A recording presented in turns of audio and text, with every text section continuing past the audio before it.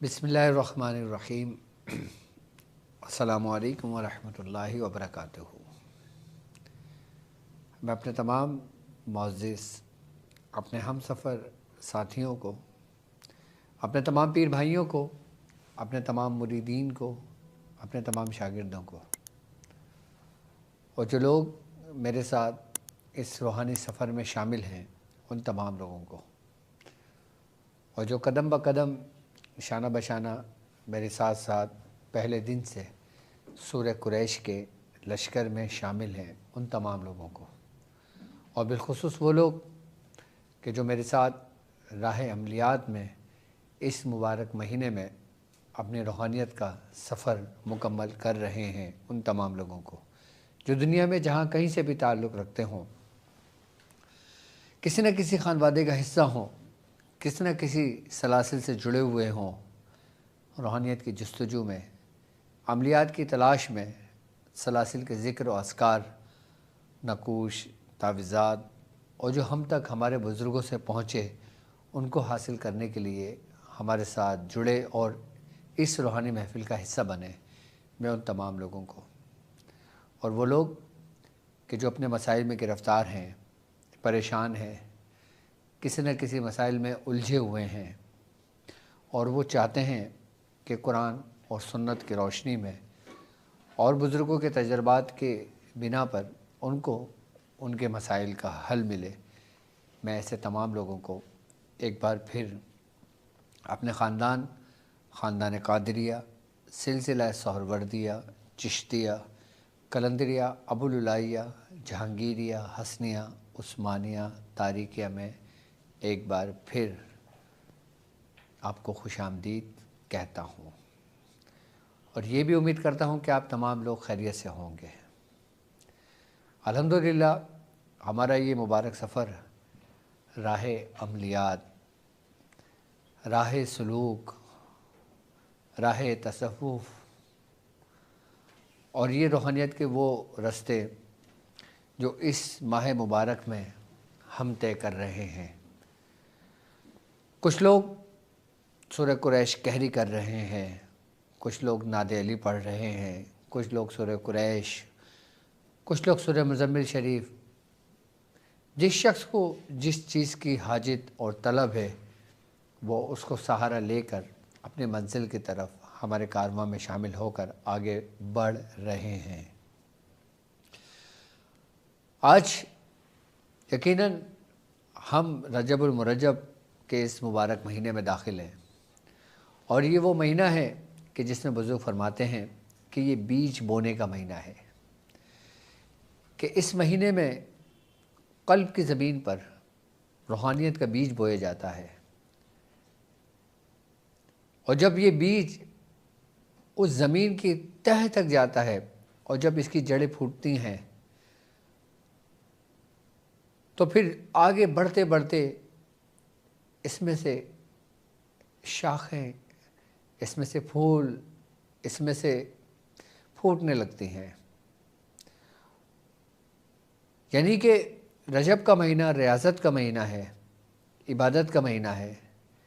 اس میں ہم جتنی عبادت کرتے ہیں، ہم جس چیز کو اپنے لیے سلیکٹ کرتے ہیں، یعنی کہ کسی نے کوئی آیت پڑھ رہا ہے، کوئی نوافل پڑھ رہا ہے، کوئی ذکر و اذکار کر رہا ہے، کوئی مختلف اپنے سلاسل کے سبق کو یاد کر رہے ہیں، تکرار کر رہے ہیں، اور پھر جب شعبان کے مہینے میں داخل ہوں گے تو یہ روحانیت بڑھنی شروع ہو جائے گی، اس میں ہم ریاضت کو اور مزید بڑھا دیں گے، کیونکہ وہ مہینہ قلب کی زمین کو پانی دینے کا مہینہ ہے۔ اور پھر پانی دینے سے مراد کہ جتنا پانی اس کو دیا جائے گا، پانی انسان کی ریاضت ہے، انسان کی خیالات ہیں، انسان کے اچھے خیالات ہیں، اچھی سوچ ہے، اچھا گمان ہے، یہ پانی کے مترادف ہے، یہ پانی کے مانند ہے۔ اچھا خیال بھی ایک بہتے ہوئے صاف شفاف پانی کے مانند ہے، برا خیال گندے پانی کے مانند ہے۔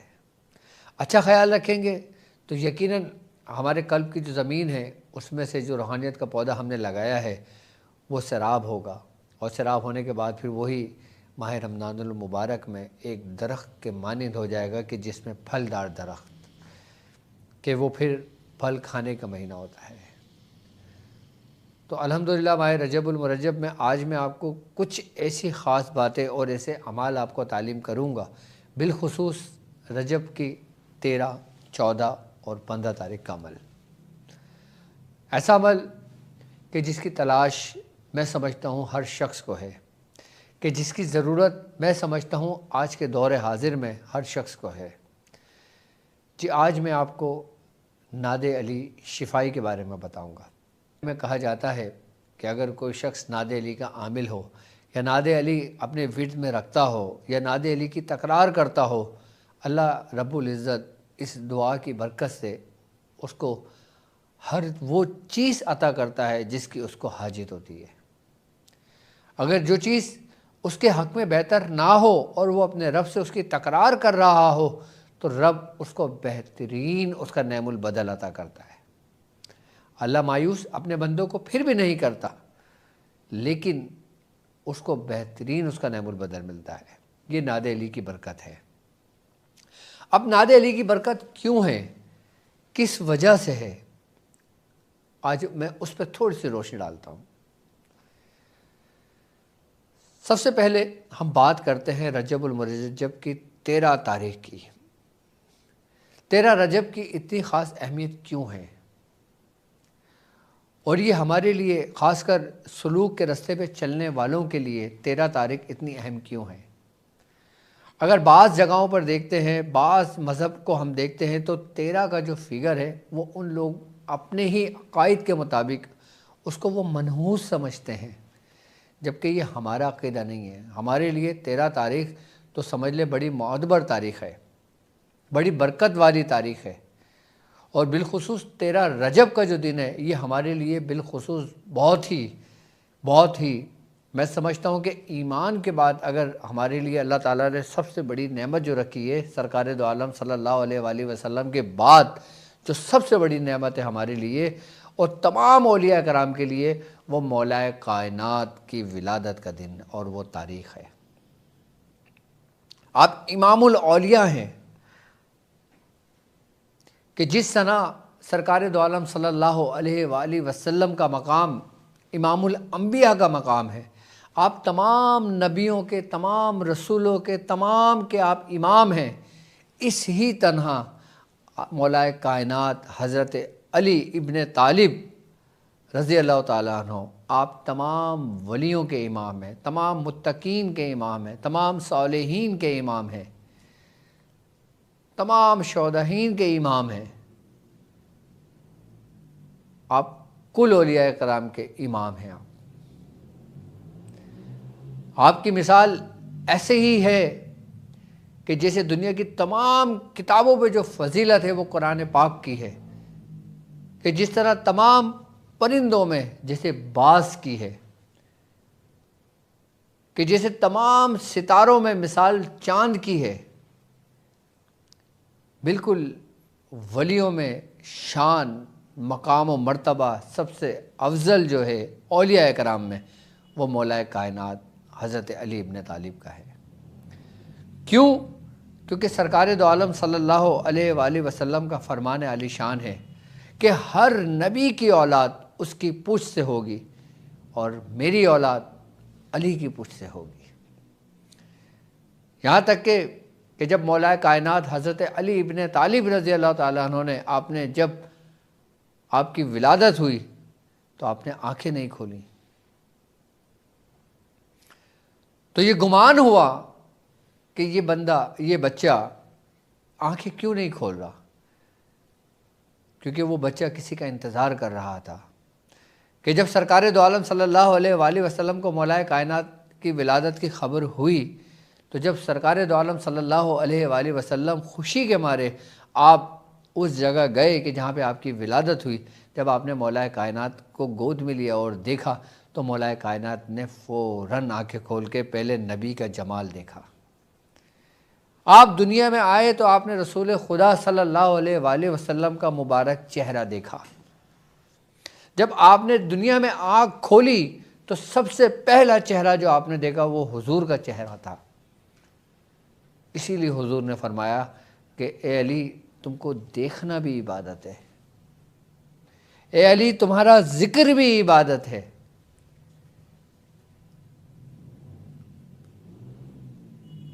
کیا شان ہوگی امام الاولیاء کی کہ جن کو حضور نے فرمایا۔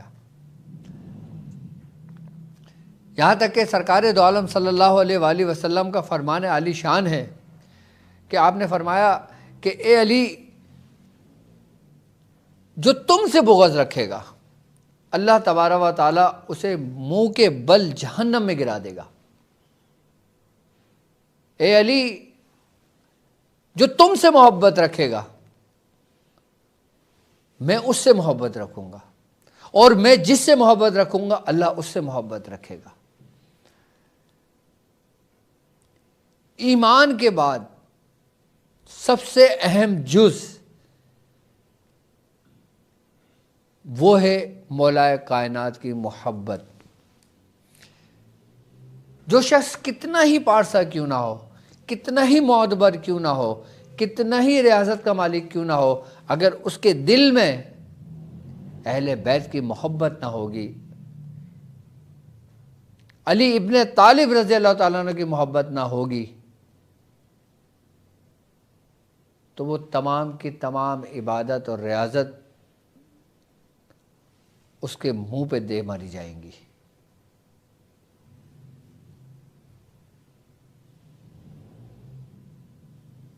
کہ جس طرح منافقین ہوتے ہیں دکھاوے کی عبادت بھی کرتے ہیں، دکھاوے کی ریاضت بھی کرتے ہیں، دکھاوے کے عبادت کثرت سے کرتے ہیں، لیکن ان کے دل اندھے ہوتے ہیں۔ قرآن ان کے حلق تک ہوتا ہے، حلق سے نیچے نہیں اترتا۔ قرأت ایسی کرتے ہیں کہ سامنے دیکھنے والا سوچے کہ یار شاید میرے ہی قرآن پڑھنے میں کوئی غلطی نہ ہو، کیونکہ سرکار دو عالم صلی اللہ علیہ وآلہ وسلم کا فرمان علی شان ہے کہ علی تمہاری مثال عیسیٰ ابن مریم جیسی ہے، کہ کچھ لوگ تمہارے بغض میں جہنم میں جائیں گے،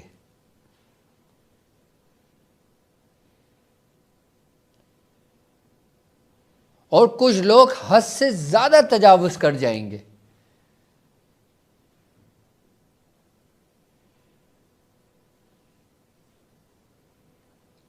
یہاں تک کہ مولائے کائنات حضرت علی ابن طالب رضی اللہ تعالیٰ عنہ کا ذکر مومن اور منافق کی پہچان کا بہترین ذریعہ ہے۔ حضور فرماتے ہیں کہ تم اگر یہ جاننا چاہو کہ تمہاری مجلس میں منافق کون ہے اور اہل بیت سے محبت کرنے والا کون ہے، تو تم ذکر علی چھیڑ دو، ذکر علی شروع کر دو۔ دیکھو ذکر علی سے منافقین کے چہرے کیسے بدنما ہو جائیں گے اور کیسے مومنین کے چہرے کھل اٹھیں گے۔ ہمارا ایمان ہی اس وقت مکمل ہوتا ہے کہ جب ہم شریعت کی پیروی کے ساتھ ساتھ ہمارے قلب میں، ہمارے دل میں، ہماری زندگی میں اہل بیت کی محبت ہو۔ ہم سب کچھ کریں اور ہمارے دل میں اہل بیت کی محبت نہ ہو تو وہ تمام کی ریاضت عبادت ہمارے منہ پہ مار دی جائیں گی۔ کہ وہ دن جو 13 رجب المرجب کا دن ہے، کہ جس تاریخ کو مولائے کائنات کی ولادت ہوئی، کہ یہ ولیوں کے لیے نعمت کا درجہ رکھتی ہے۔ تو اللہ تبارک و تعالیٰ قرآن میں کہتا ہے اور ہماری نعمتوں کا چرچا کرو، اور جو لوگ نعمتوں کا چرچا کرتے ہیں اللہ رب العزت اس کی نعمتوں کو بڑھا دیتا ہے۔ تو انہی نعمتوں کو سمیٹنے کے لیے، انہی نعمتوں کو چرچا کرنے کے لیے ہم 13، 14 اور 15 کو آج ایسی ترتیب اور طریقہ کار سمجھائیں گے کہ جسے کہتے ہیں دسترخوان مولا علی۔ کہ دسترخوان مولا علی آپ اپنے گھروں پہ سجائیں، آپ اپنے احباب، اپنے رشتہ داروں کے لیے سجائیں، غریب و غربا کے لیے سجائیں، یتیموں و مساکینوں کے لیے سجائیں، اجنبیوں کے لیے سجائیں۔ ایسا دسترخوان لگائیں کہ جہاں پہ ہر فرقے کے لوگ موجود ہوں، جہاں پہ ہر مذہب کے لوگ موجود ہوں، جہاں پہ صرف اور صرف انسانیت ہو.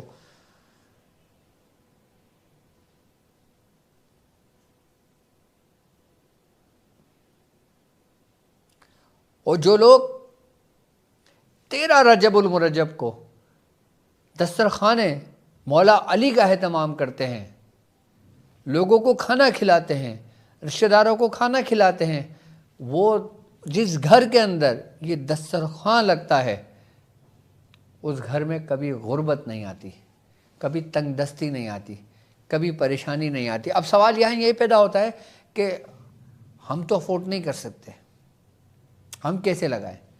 ہمارے پاس تو اتنے مالی وسائل نہیں ہیں، ہمارے پاس مالی مسائل نہیں ہیں، ہم کیا کریں؟ کیا ہم چھوڑ دیں؟ نہیں، کم از کم آپ کے گھر میں جو کھانے کو بنتا ہے اس میں تو تھوڑا سا بڑھا دیں. اور جب تھوڑا سا بڑھا دیں، آپ سب سے پہلے دسترخوان مولا علی سجائیں اور فاتحہ کا اہتمام کریں. ایک گلاس دودھ اور ایک گلاس پانی، اور جو کچھ بھی آپ بناتے ہیں، آپ دال چاول بناتے ہیں، سبزی بناتے ہیں، گوشت بناتے ہیں، بریانی بناتے ہیں، قورمہ بناتے ہیں، اللہ نے آپ کو جتنا دیا ہے اتنا آپ بناتے ہیں. یا اپنے جس کنٹری میں جہاں رہتا ہے، جو لوگ جہاں زیادہ شوق سے کھاتے ہیں وہ بنا لے، اور تھوڑا سا میٹھا لا کے رکھ لے یا میٹھا بنا لے. فاتحہ پڑھنے کے بعد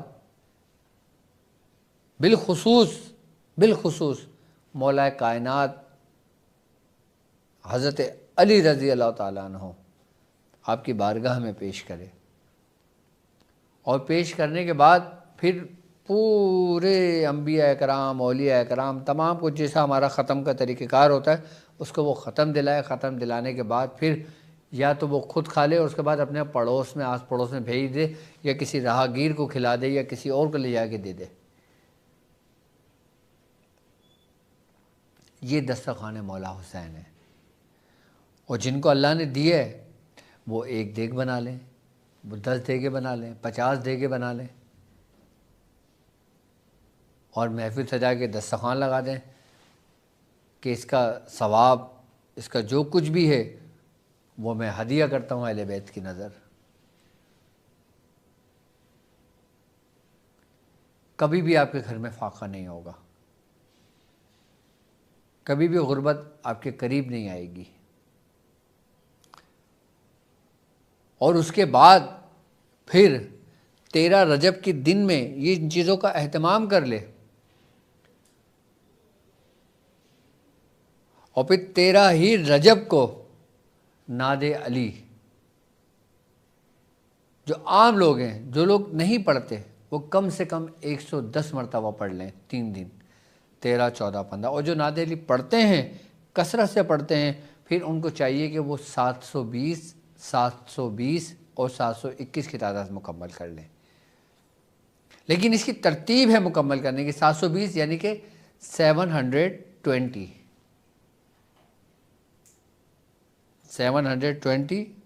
13 رجب کو پڑھ لے، 720 14 رجب کو پڑھ لے، 721 یہ پھر 15 رجب کو پڑھ لے. لیکن پڑھنے کا طریقہ، تعداد میں نے آپ کو بتا دی، پڑھنے کا طریقہ سمجھ لیں کہ جب آپ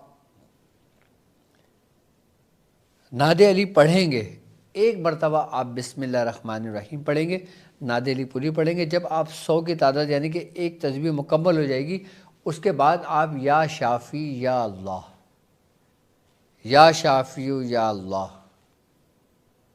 یہ آپ نے 110 مرتبہ پڑھنا ہے. کیا پڑھنا ہے؟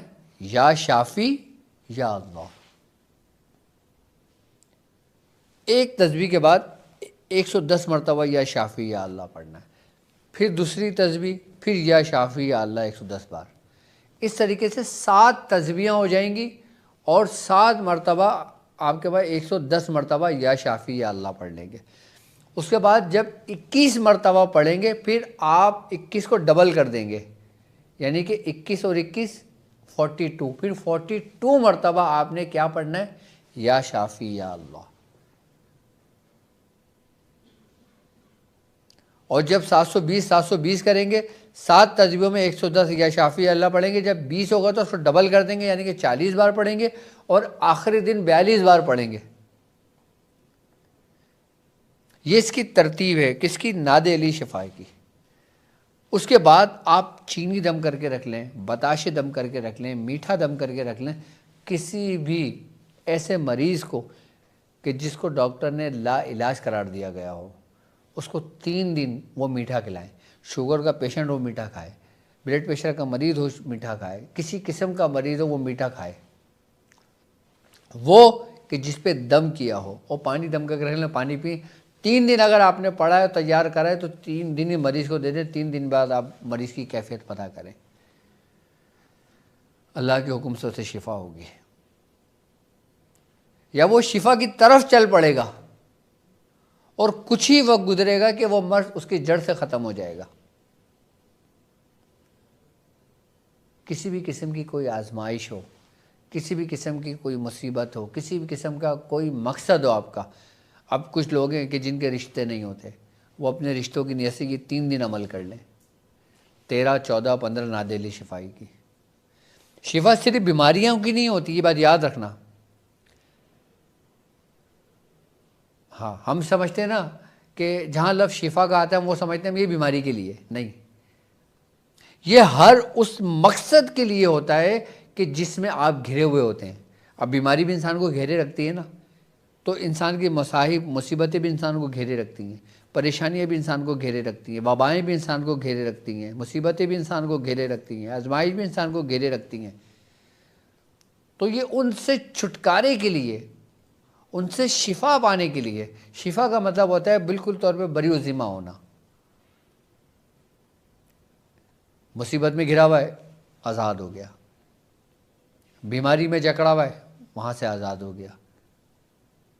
اور جو ایسے مصائب یا ایسے آخری وقت میں گزرا ہوا ہے کہ جس میں صرف وہ صرف دعا کر رہے ہیں اس کے لیے بھی اگر پڑھ لی جائے تو اللہ اس کا آسانی کر دیتا ہے اور خاتمہ ایمان پہ کرتا ہے اس کا۔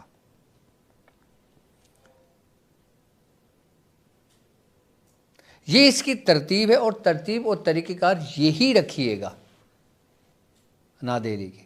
اگر کوئی شخص اپنے کسی کورٹ کیس میں پھنسا ہوا ہے، اگر کوئی شخص کسی ایگریمنٹ میں پھنسا ہوا ہے، اگر کوئی شخص کسی گھریلو معاملات میں پھنسا ہوا ہے، کوئی جادو میں پھنسا ہوا ہے، کوئی آسیب میں پھنسا ہوا ہے، کوئی نظر بد کا شکار ہوا ہے، کوئی پردیس میں پھنسا ہوا ہے، کوئی ویزے کے لیے رکا ہوا ہے، کوئی امیگریشن کے لیے پھنسا ہوا ہے، کسی کا پاسپورٹ رکا ہوا ہے، کسی کا گرین کارڈ رکا ہوا ہے، ایسے سوالات بہت آتے ہیں۔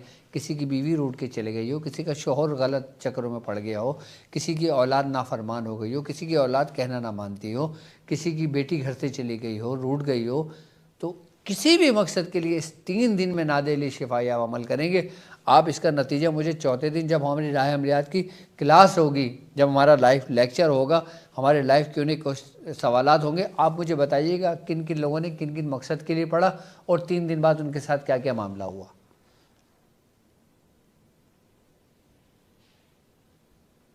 میں کہتا ہوں مجھ سے نہ پوچھیں کہ ہم کریں نہ کریں، آپ کر لیں اور کر کے آنے کے بعد مجھے بتائیں ہم نے کر لیا، باقی آپ سنبھال لینا۔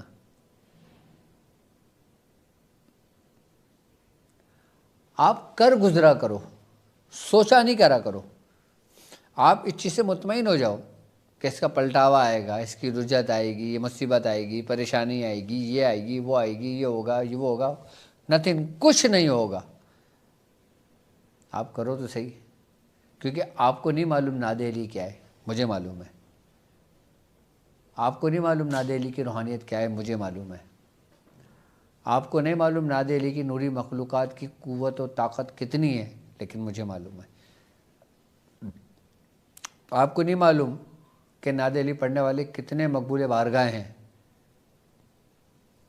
آپ کو نہیں معلوم کہ ناد علی پڑھنے سے ہی انسان کو ولایت کے مقام ملیں، قطبیت کے مقام ملیں۔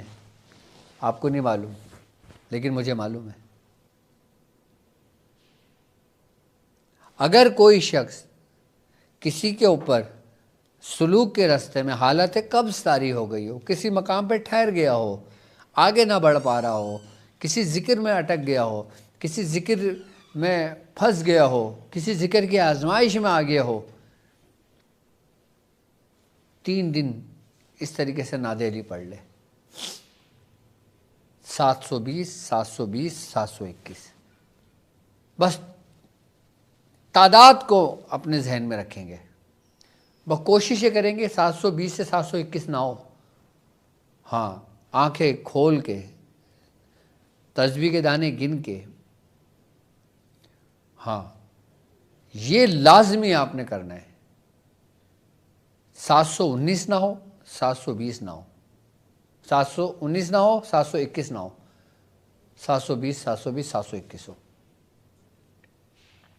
کیونکہ جو تعداد آپ کو بتائی جاتی ہے نا، اس تعداد کا جو ہندسہ ہوتا ہے. اب جیسے میں مثال کے طور پہ آپ کے موبائل نمبر میں آخر میں 9 ہے. اب میں 9 کے علاوہ 5 ڈائل کر رہا ہوں، 4 ڈائل کر رہا ہوں، 3 ڈائل کر رہا ہوں، 2 ڈائل کر رہا ہوں، 0 ڈائل کر رہا ہوں، کیا آپ کو کال لگ جائے گی؟ مجھے بتائیں. نہیں لگے گی نا. کیوں نہیں لگے گی؟ کیونکہ آپ کا 9 ہے. اگر 9 لگاؤں گا تو آپ کو کال لگے گی. بالکل اسی طریقے سے نوری مخلوقات سے استمداد لینے کے لیے، مدد لینے کے لیے 720 کوڈ ہے کہ آپ نے 720 ڈائل کیا تو کال چلی گئی آپ کی. پہلے میں آپ کی انٹری ہو گئی، دوسرے میں آپ کی روبرو ہو گئی حاضری، تیسرے میں آپ سے پوچھا گیا کیا کام، کیا مقصد، جس مقصد ہے وہ اپنا پورا ہو گیا. تعداد بڑی اہمیت کی حامل ہوتی ہے، یہ بات یاد رکھیے گا.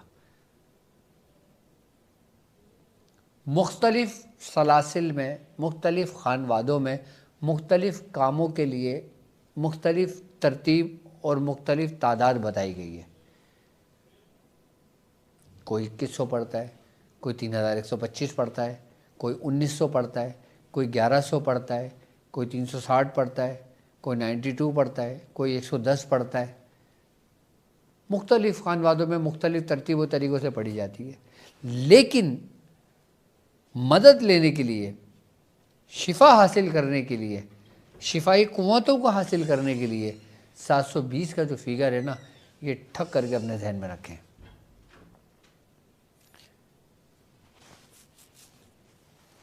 اچھا، یہ رجب 13 14 15، رجب میں تو یہ سمجھ لو ایسے ہے کہ جیسے اس کی بادشاہت ہے. ہاں، رجب میں ایسے ہے کہ جیسے اس کی بادشاہت ہے. آپ ہر مہینے کی 13 14 15 کو آپ اس عمل کو کسی بھی مقصد کے لیے کر سکتے ہو. اچھا، 13 اور 14 15 کی خاصیت کیا ہے؟ چلو 13 تو سمجھ میں آ گیا کہ مولائے کائنات کی ولادت کا دن ہے، تاریخ ہے. اچھا، 13 14 اور 15 ان دنوں کو کہتے ہیں کہ یہ یوم ابیز کے دن ہے. اچھا، یہ وہ تاریخیں ہیں 13 14 15 کی، یہ وہ دن ہیں کہ جس میں حضرت آدم علیہ السلام پہ روزے فرض کیے تھے. یہ 3 تاریخوں میں حضرت آدم علیہ السلام باقاعدہ طور پہ روزے کا اہتمام کیا کرتے تھے، اس لیے اس کو یوم ابیز کہتے ہیں.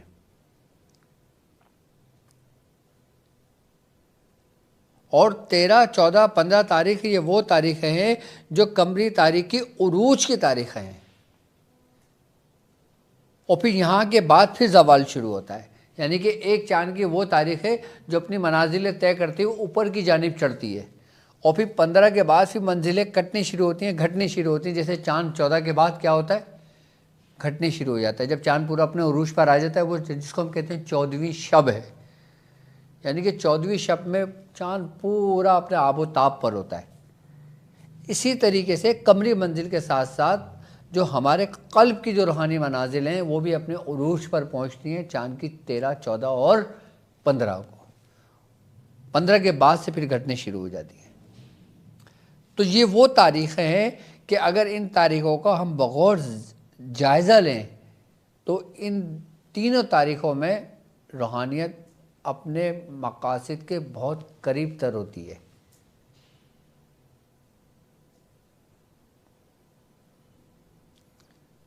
یعنی کہ انسان ان تاریخوں میں اگر کسی بھی صورت کا عمل کرتا ہے، کسی بھی آیت کا عمل کرتا ہے، اگر اس کو طریقہ معلوم ہے تو وہ کم وقت میں جلد کامیاب ہو جاتا ہے.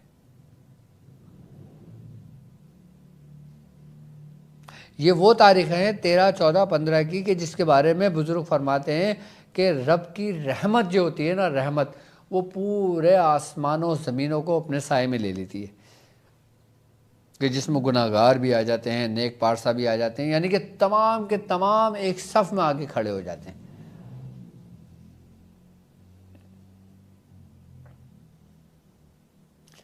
13, 14, 15 کی بڑی اہمیت ہے اس 1 سے لے کے 29, 30 تاریخ کے درمیان میں۔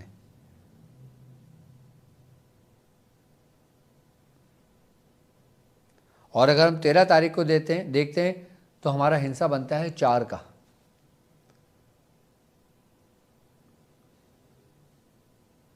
اور 14 تاریخ کو دیکھتے ہیں حصہ بنتا ہے ہمارا 5 کا،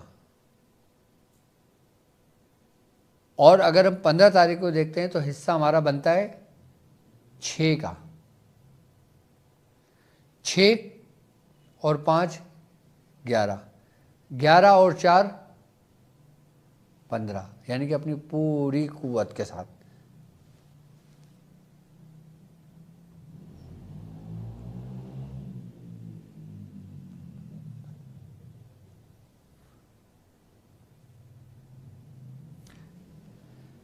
پہلا 13 جو 4 کا ہنسا ہے،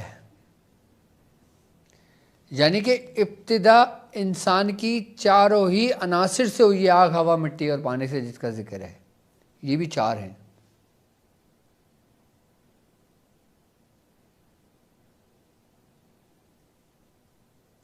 پھر اس میں روح داخل کی گئی، اور پھر وہ روح اپنے مقام سے ہوتی ہوئی اپنے منزل کی طرف روانہ ہو گئی۔ یعنی کہ 13 سے سفر شروع ہوا اور 15 پہ انسان کا سفر ختم ہوا۔ 3 دن کی زندگی کہتے ہیں نا، مثال دیتے ہیں نا کہ بھائی 3 دن کی زندگی ہے، پھر اندھیری رات ہے۔ تو اس 3 دن کی زندگی ایسے گزارو کہ آپ کی اندھیری رات روشن ہو جائے۔ ہر مہینے، صرف رجب نہیں، ہر مہینے 13, 14, 15۔ اور الحمدللہ میرے وہ شاگرد، میرے وہ مریدین کہ جو باقاعدہ طور پہ ہر مہینے چاند کی 13, 14, 15 کو روزہ رکھتے ہیں، اور روزہ رکھنے کے ساتھ ساتھ سورہ مزمل شریف کی زکوٰۃ ادا کرتے ہیں، 120 کی 3 دن میں، 13, 14, 15 کو۔ ہر مہینے، کون سا مہینہ ان کا ایسا نہیں ہوتا کہ جس مہینے میں وہ روزے سے نہ ہوں اور سورہ مزمل شریف کی زکوٰۃ ادا نہ کریں۔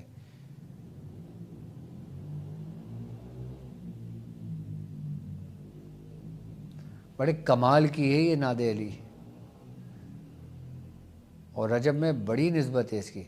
جو بندہ اس طریقے سے زکوٰۃ ادا کر لیتا ہے وہ ناد علی کی بھی زکوٰۃ ادا کر لیتا ہے، پورا سال اس کے لیے یہ سمجھ لو کرامت رہے گی۔ پھر 110 مرتبہ ناد علی اپنی وٹ میں رکھے۔ اگر کوئی شخص آتا ہے نا ناد علی کا عامل بننا، تو وہ ان 3 تاریخوں میں عامل بن سکتا ہے۔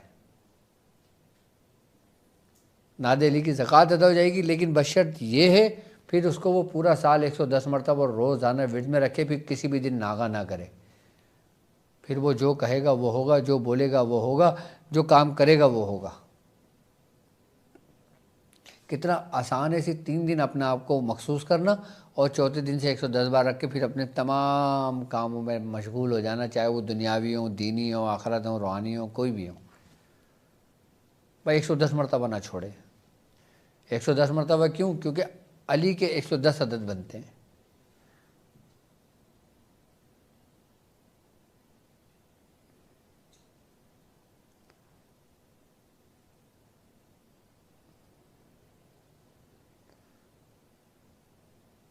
مولائے کائنات کے اوصاف ہم بیان نہیں کر سکتے، کیونکہ مولائے کائنات حضرت علی ابن طالب فرماتے ہیں کہ اے لوگوں، مجھ سے پوچھو کہ میں دنیا سے زیادہ آسمانوں کے راستے جانتا ہوں۔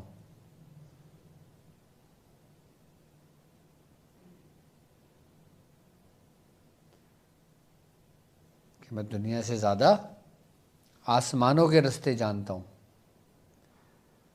سرکار دو عالم صلی اللہ علیہ وآلہ وسلم کا فرمان ہے، آپ نے فرمایا کہ میں علم کا شہر ہوں اور علی اس کا دروازہ ہے۔ اب علم کے شہر میں انسان داخل کہاں سے ہوگا؟ دروازے سے ہی ہوگا نا.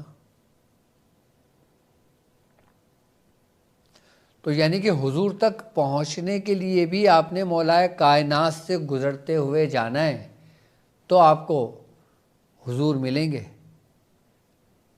ورنہ علی کے بغیر تو حضور بھی نہیں ملیں گے. علی کے بغیر کچھ بھی نہیں ملے گا آپ کو. حب علی کے بغیر آپ کو صرف اور صرف ابلیس ہی ملے گا.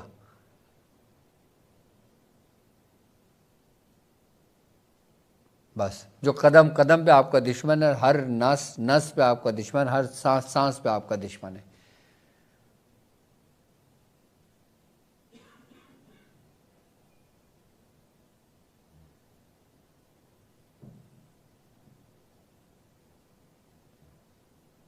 ہم فرقوں میں نہیں پڑھتے، ہم بحث اور حجت میں نہیں پڑھتے، ہم دلائل پہ نہیں پڑھتے، ہم دلیلوں پہ نہیں پڑھتے. ہم صرف اس بات پہ عمل کرتے ہیں جس بات پہ رسول صلی اللہ علیہ وآلہ وسلم کا فرمان عالی شان ہے کہ جس نے علی سے محبت رکھی اس نے مجھ سے محبت رکھی، جس نے علی سے بغض رکھا اس نے مجھ سے بغض رکھا.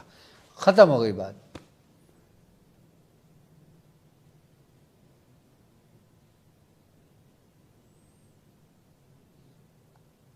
اور جن کی شان میں ناد علی ہو، اور جن کی شان میں جن کی شان میں سرکار دو عالم صلی اللہ علیہ وآلہ وسلم نے فرما دیا کہ من کن تو مولا.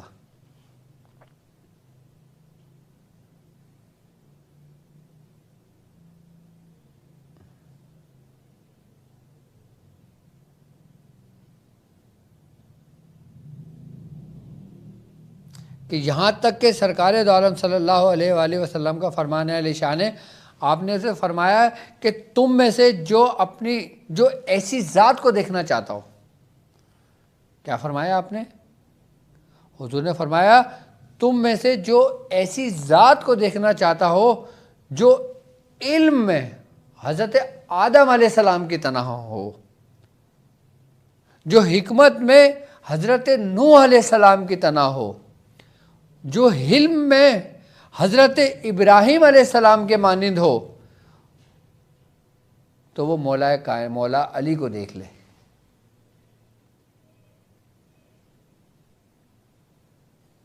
جو حضور فرما رہے ہیں باقاعدہ طور پہ.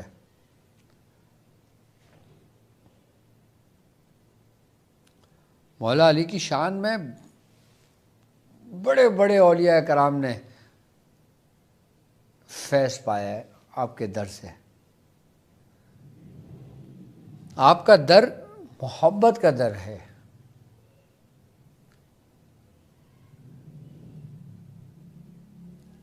کہتے ہیں کہ جب سرکار دو عالم صلی اللہ علیہ وآلہ وسلم آپ معراج پر گئے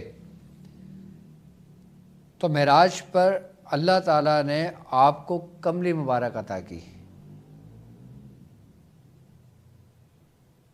جب آپ وہ لے کر آئے، آپ نے حضرت ابو بکر صدیق رضی اللہ تعالیٰ عنہ سے پوچھا کہ اے ابو بکر، اگر یہ میں تم کو عطا کر دوں تو تم کیا کرو گے؟ آپ نے فرمایا حضور میں صدق اور سچائی کے ساتھ کام لوں گا. پھر وہی سوال آپ نے حضرت عمر فاروق رضی اللہ تعالیٰ عنہ سے کیا کہ عمر اگر میں یہ تمہیں عطا کروں تو تم کیا کرو گے؟ آپ نے فرمایا کہ اے اللہ کے نبی میں عدل و انصاف سے کام لوں گا. اور پھر یہی سوال آپ نے حضرت عثمان غنی رضی اللہ تعالیٰ عنہ سے فرمایا کہ عثمان اگر میں تمہیں یہ عطا کروں تو تم کیا کرو گے؟ آپ نے فرمایا یا رسول اللہ میں اللہ کی راہ میں صرف کروں گا. اور پھر یہی سوال آپ نے مولا کائنات حضرت علی ابن طالب رضی اللہ تعالیٰ عنہ سے فرمایا کہ اے علی اگر میں تمہیں یہ عطا کروں تو تم کیا کرو گے؟ آپ نے فرمایا اے اللہ کے نبی میں لوگوں کی پردہ پوشی کروں گا، لوگوں کے عیبوں کو ڈھکوں گا. تو آپ نے وہ حضرت علی رضی اللہ تعالیٰ عنہ کے ہاتھ میں آپ کو عطا کر دی کہ تم اس کے حقدار ہو.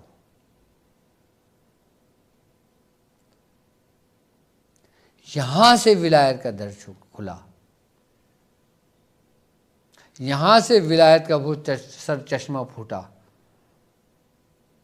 کہ جس طرح نبی اپنی امت کے لوگوں کے گناہوں کو ڈھک دیتا ہے، ان کے عیبوں کی پردہ پوشی کرتا ہے،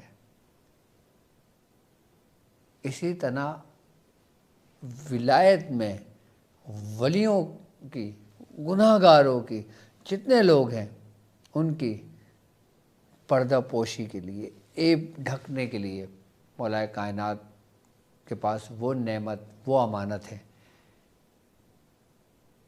کہ جس کا ہمیں چرچا کرنا چاہیے۔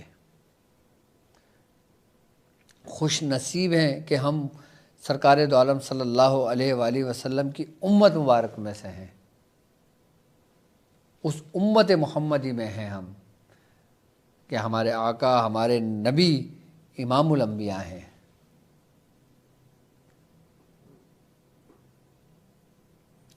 اور ہمارے نبی کے اصحاب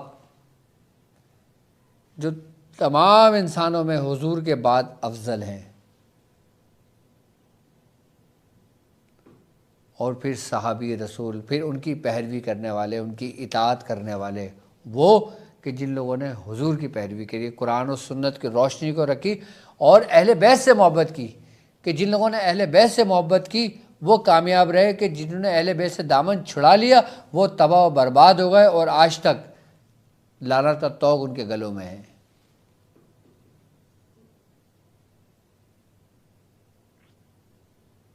کیونکہ حضور کا فرمان ہے کہ اے علی تمہاری مثال نوح کے مانند بھی ہے، نوح کے سفینہ نوح کے مانند ہے، یعنی کہ کشتی نوح کے مانند ہے۔ آپ نے فرمایا کہ جو اس کشتی میں سوار ہو گیا وہ عافیت میں رہا، وہ فائدے میں رہا، وہ کامیابی میں رہا، اور جو اس کشتی میں سوار نہ ہوا تباہ و برباد ہو گیا۔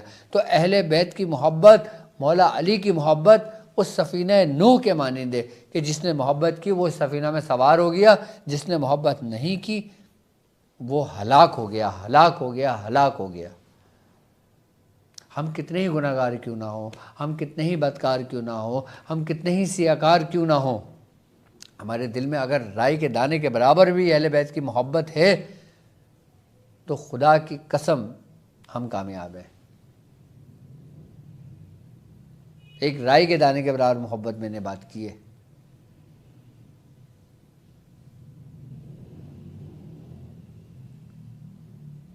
اور جس کے دل میں، جس کو اللہ تعالیٰ جب کسی کو تباہ و برباد کرنے کا ارادہ کرتا ہے نا، تو اس کے دل میں اپنے دوستوں کی ڈال دیتا ہے نفاق، چاہے وہ کتنے ہی قابل قبول کیوں نہ ہو، وہ پھر ہدایت سے ہٹنا شروع ہو جاتا ہے اور وہ گمراہ ہو جاتا ہے۔ اللہ تعالیٰ ایسی گمراہی سے محفوظ رکھے۔ اور انسان گمراہی کے راستے پہ اسی وقت چلتا ہے کہ جب وہ کسی کی ولی کی شان میں گستاخی کرتا ہے، تب اللہ تعالیٰ ارادہ کرتا ہے، ورنہ اللہ محبت کرتا ہے۔ اسی ہی لیے کہتے ہیں کہ کسی بھی ولی سے، اہل بیت تو بہت دور کی بات، اہل بیت تو بڑے روئے زمین پر سب سے اعلیٰ نسل ہے، سب سے بہترین اور سب سے افضل ہے، یہ نسب جو ہے اہل بیت کا سب سے اعلیٰ، سب سے افضل ہے، اس سے علاوہ کوئی بھی نہیں ہے۔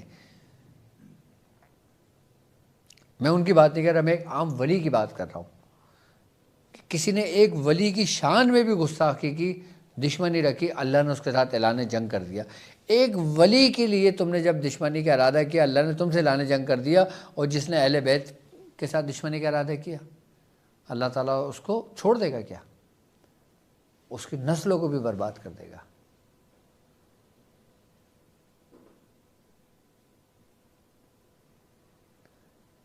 اہل بیت کی محبت دونوں جہاں کے لیے کامیابیاں اور عافیت۔ ہم کو جو کچھ ملا اہل بیت کے گھرانے سے ملا، ہم کو جو کچھ ملا مولا کائنات کے در سے ملا، ہم کو جو کچھ ملا مولا کائنات کے گھر سے ملا، ہم کو جو کچھ ملا مولا کائنات کے در سے ملا۔ اگر وہ نہ ہوتے تو شاید سب ہلاک ہو جاتے۔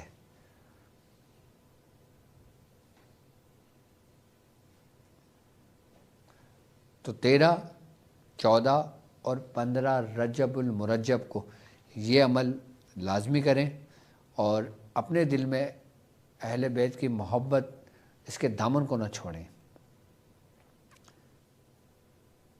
ہاں، یہ بات یاد رکھنا۔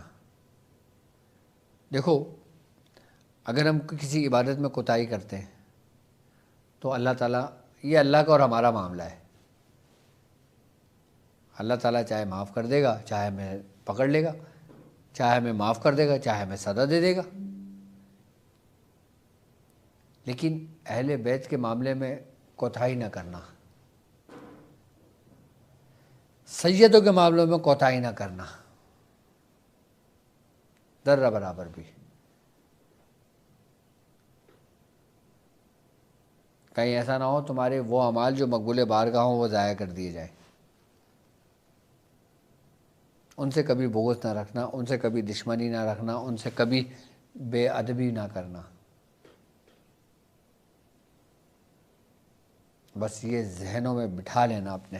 اگر کامیاب ہونا چاہتے ہو دین اور دنیا اور آخرت میں، تو سب سے پہلے سرکار دو عالم صلی اللہ علیہ وآلہ وسلم کے اس فرمان پہ عمل کرنا۔ آپ نے فرمایا ہو، سرکار دو عالم صلی اللہ علیہ وآلہ وسلم کا فرمان عالی شان ہے کہ اے لوگوں، میں تمہارے درمیان 2 چیزیں چھوڑے جا رہا ہوں، ایک اللہ کی کتاب اور دوسری اہل بیت۔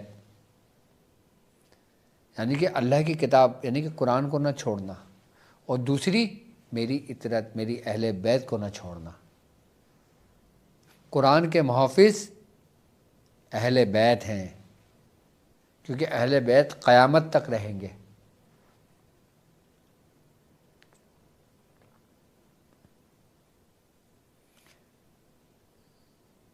کہ حضور کے اس فرمان پہ عمل کر لینا، باقی اللہ بہتر معاف کرنے والا ہے۔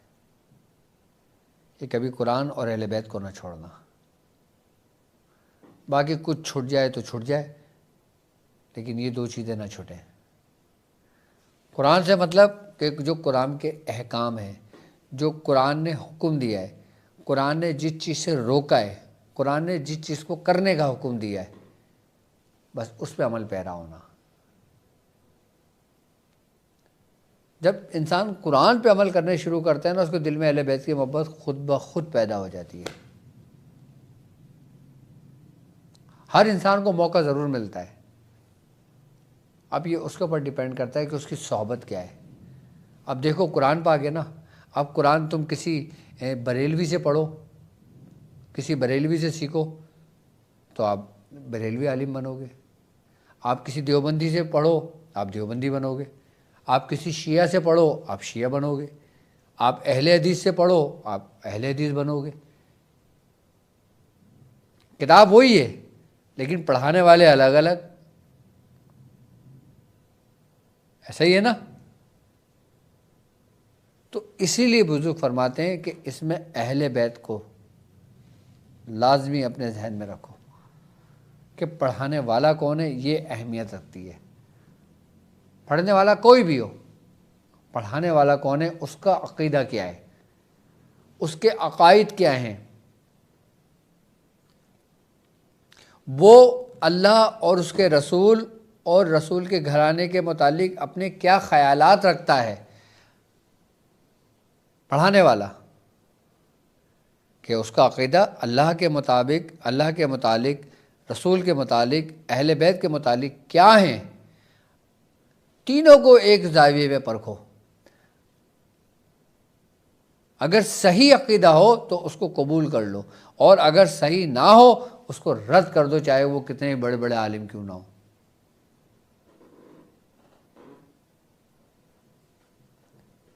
یعنی کہ پڑھانے والے کو دیکھو کہ اس کا کیا خیال ہے، کیا اس کا اظہار رائے ہے اللہ کے، قرآن کے، نبی کے اور اہل بیت کے متعلق، اور پھر جائزہ لو، غور و فکر کرو، پھر جا کے پڑھو۔ ایسے ہی تھوڑی کہا ہے رسول خدا نے کہ صلی اللہ علیہ وآلہ وسلم کا فرمان ہے کہ جس رستے کا تم انتخاب کرو سب سے پہلے اس کا رفیق تلاش کر لو، اس کا دوست تلاش کر لو، استاد تلاش کر لو۔ استاد تلاش کرنے کا تو تمہیں حکم دیا گیا ہے، تم سب کچھ تلاش کرتے ہو، استاد تلاش نہیں کرتے۔ رفیق کے معنی دوست کے ہیں، ایک معلم کے ہیں، ایک استاد کے ہیں۔ انسان کسی بھی راستے کا انتخاب کرے، اب جیسے مثال کے طور پہ میں عالم بننا چاہتا ہوں، تو میں پہلے یہ دیکھوں کہ میں نے یہ راستہ تو چنا ہے، لیکن اب میں اس کے جو ماہرین ہیں میں ان کو چنوں، کیونکہ رہنما، رہبر، رفیق، دوست یہی تمہیں جہنم کی طرف لے جاتے ہیں اور یہی تمہیں جنت کی طرف لے جاتے ہیں، یہی تمہیں آسمانوں کی بلندیوں پہ لے جاتے ہیں اور یہی تمہیں زمین کی تہ میں لے جاتے ہیں، یہی تمہیں آباد کر دیتے ہیں اور یہی تمہیں برباد کر دیتے ہیں، یہی تمہیں کامیابی کی طرف لے جاتے ہیں، یہی تمہیں بائیں ہاتھ والوں کی طرف لے جاتے ہیں۔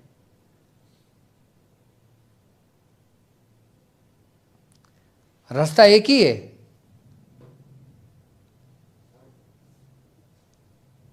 لیکن چلانے والا ایک دائیں طرف لے کے جا رہا ہے، ایک بائیں طرف لے کے جا رہا ہے۔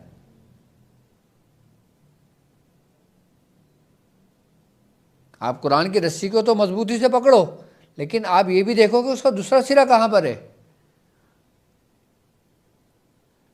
کہ جس رفیق نے آپ کو وہ رسہ دیا ہے آپ کے ہاتھ میں،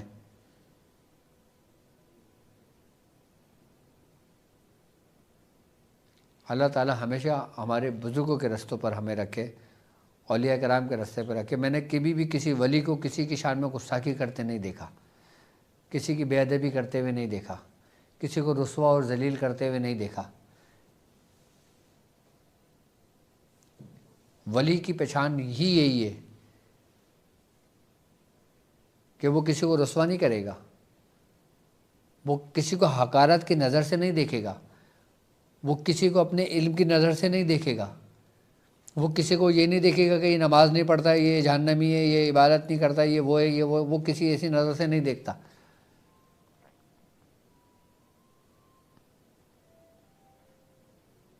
ولی ہمیشہ اس کو اپنی نظر سے دیکھتا ہے، اس کو وہ انسان کی نظر سے دیکھتا ہے، بندے کی نظر سے دیکھتا ہے، اللہ کے بندے کی نظر سے دیکھتا ہے اس کو۔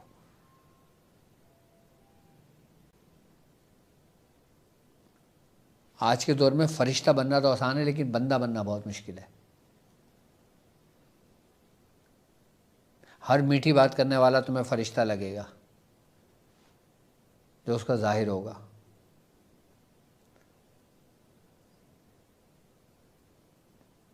ایک کہاوت ہے، ایک گرو کا قول ہے، وہ یہ کہتا ہے کہ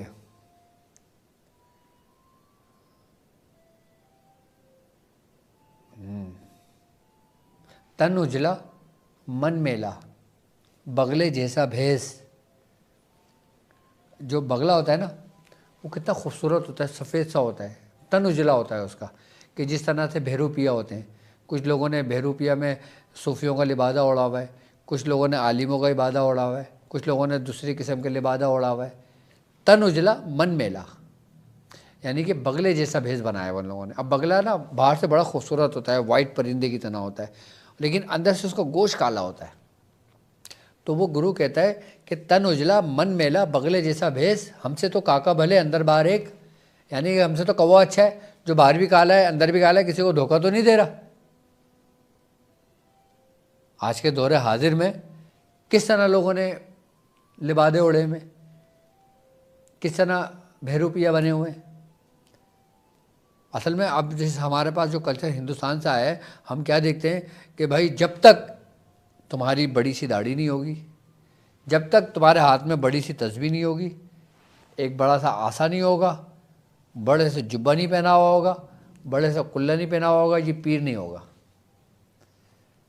جبکہ پیر کا ان تمام چیزوں سے کوئی تعلق ہی نہیں ہے، پیر کا ان چیزوں سے تعلق بھی نہیں ہے کوئی۔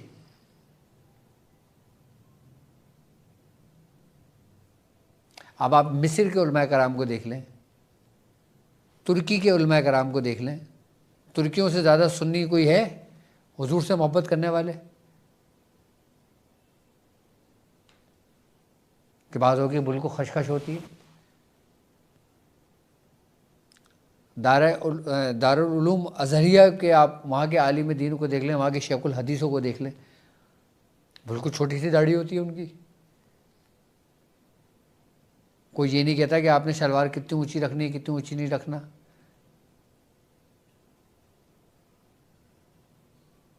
روحانیت میں، سلوک میں، تصوف میں ان کا کوئی تعلق نہیں ہے. ان کپڑوں کا، ان لباس کا، اس حلیے کا کوئی تعلق نہیں ہے. آپ کو ایسا بھی پیر ملے گا جو دنیاوی لباس میں ہوگا.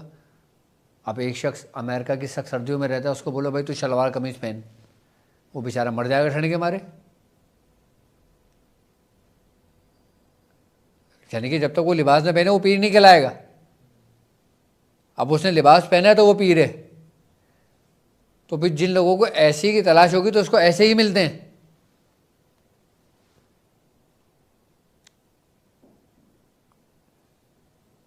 کیونکہ ہمیں ظاہر نظر آ رہا ہوتا ہے، باطن نظر نہیں آتا کسی کا بھی. تو ولی جو ہوتا ہے وہ اپنی باطنی آنکھ سے دیکھتا ہے. وہ کسی کو گمراہ، کسی کو بھٹکا ہوا، کسی کو جاہل، کسی کو کافر، کسی کو بے کردار، کسی کو کچھ نہیں کہتا. ولی نہیں کہتا، باقی سب کہتے ہیں ایک دوسرے کو. ولی کسی کو کچھ نہیں کہتا.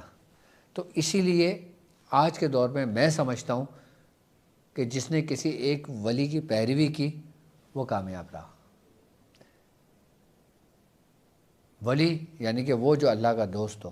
اللہ کا دوست ایک پینٹ شرٹ پہننے والا بھی ہو سکتا ہے، ایک جبہ پہننے والا بھی ہو سکتا ہے، ایک امامہ پہننے والا بھی ہو سکتا ہے، ایک کیپ لگانے والا بھی ہو سکتا ہے، ایک مچھیرا بھی ہو سکتا ہے، ایک سلطان، ایک بادشاہ بھی ہو سکتا ہے.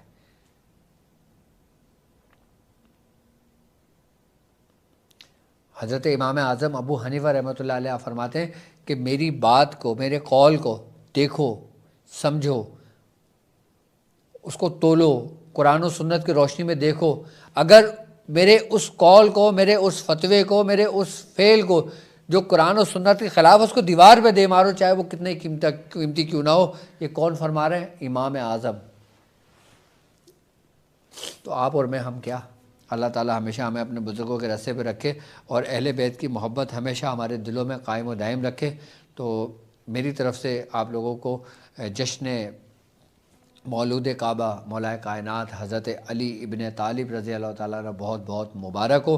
کوشش کریں کہ زیادہ سے زیادہ ذکر و اذکار کا اہتمام کریں، ذکر علی کریں، محفل سجائیں اور ذکر کریں، اور جتنا ہو سکے آپ پڑھیں، دسترخوان مولا علی سجائیں، لوگوں کو، غریبوں کو کھانا کھلائیں، جشن منائیں.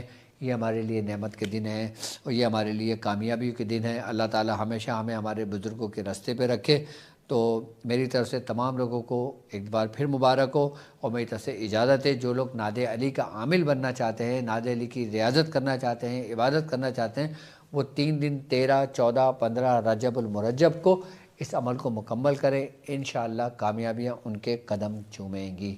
مجھے اب اجازت دیجیے اس بات پہ کہ آپ اپنا بہت خیال رکھیں گے. السلام علیکم ورحمۃ اللہ وبرکاتہ.